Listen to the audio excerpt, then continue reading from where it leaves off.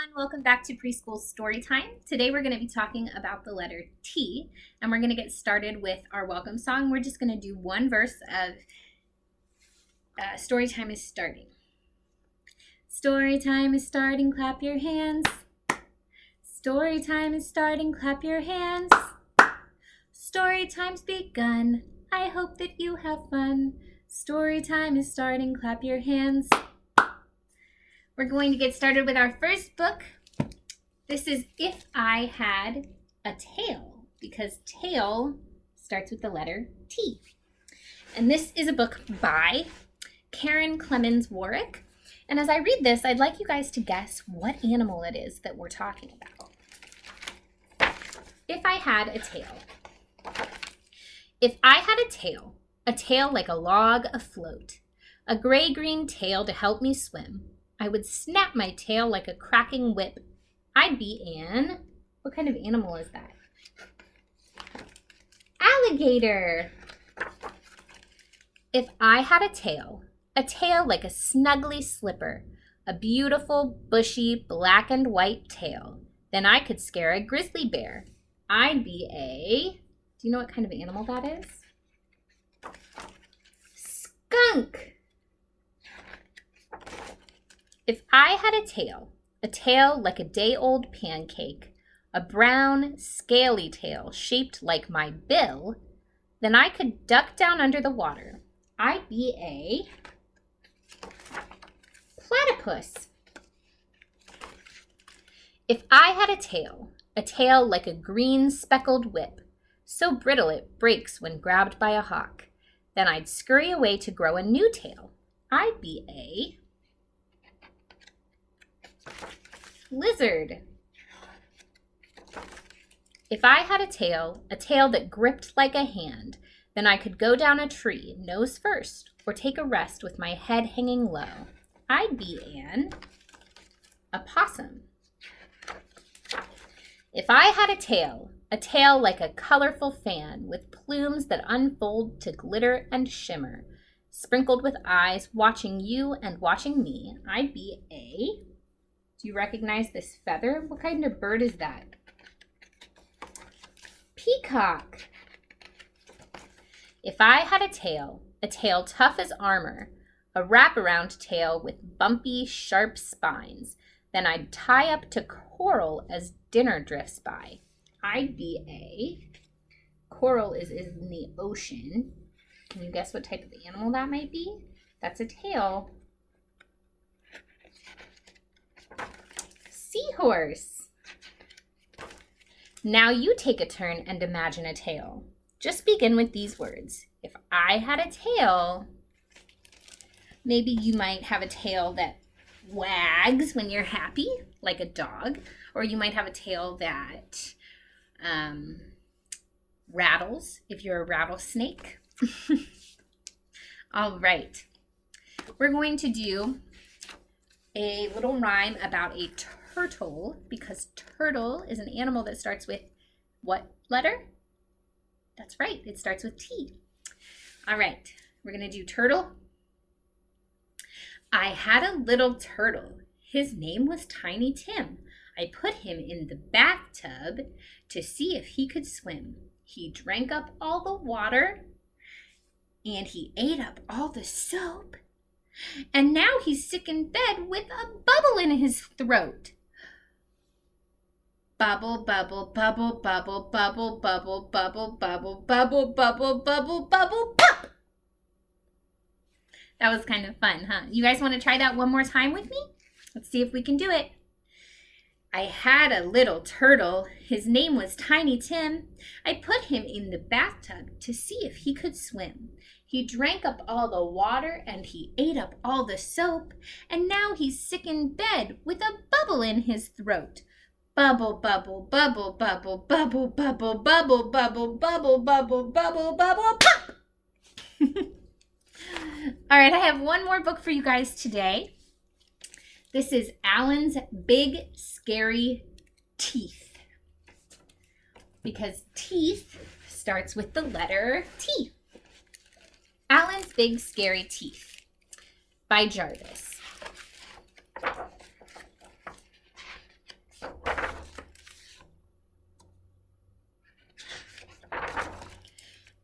came from a long line of very scary alligators. He was known throughout the jungle for his scaring.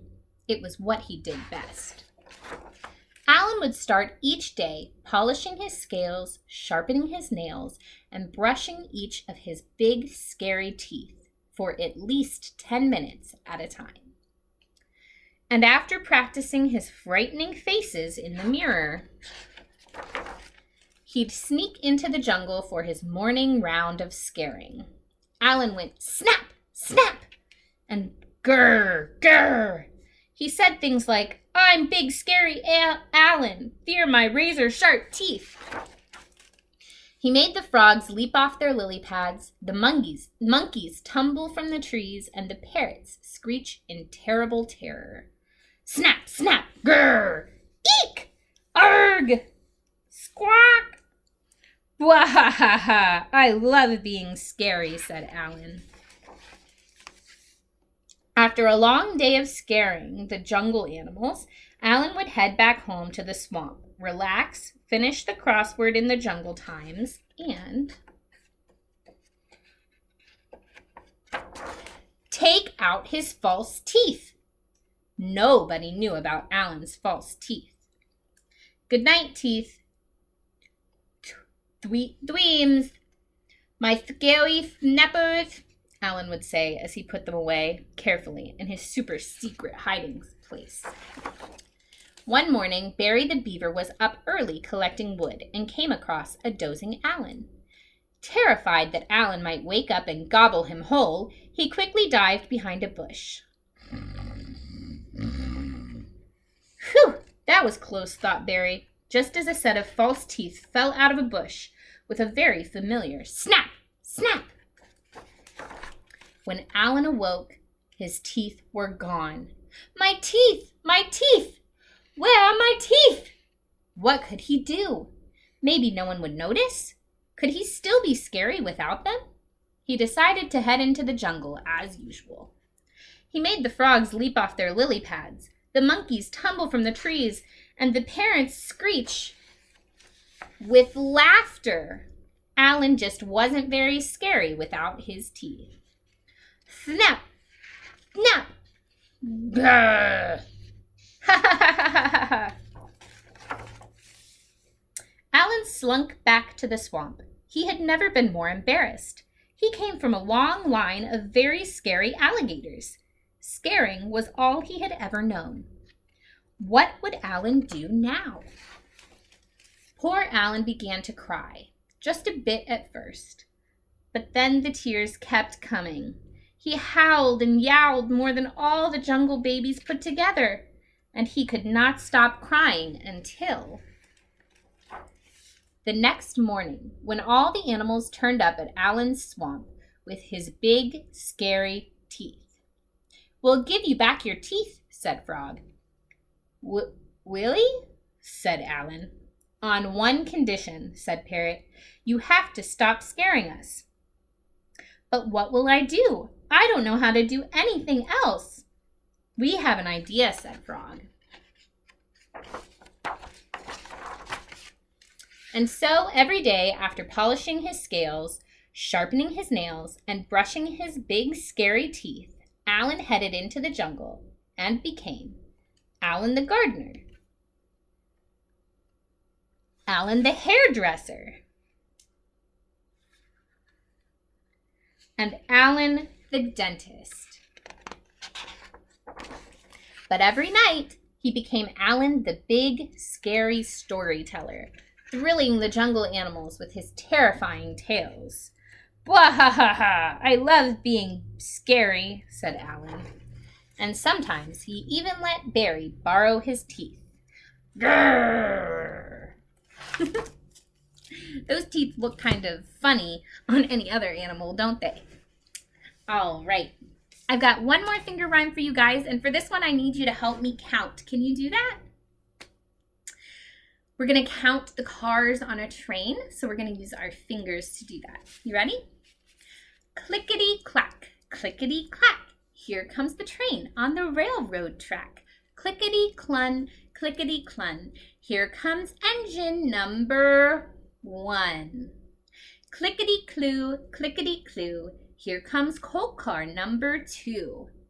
Clickety-clee, here comes boxcar number 3. Clickety-clore, here comes tank car number 4.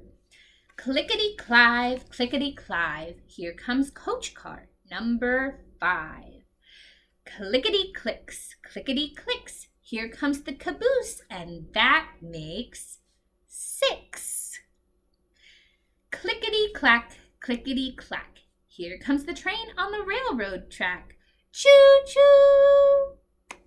Good job, everybody.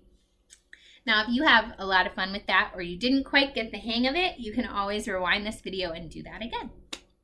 All right, the last thing I have to show you is our craft for this week. So this week's craft is a little more involved. It is a tree.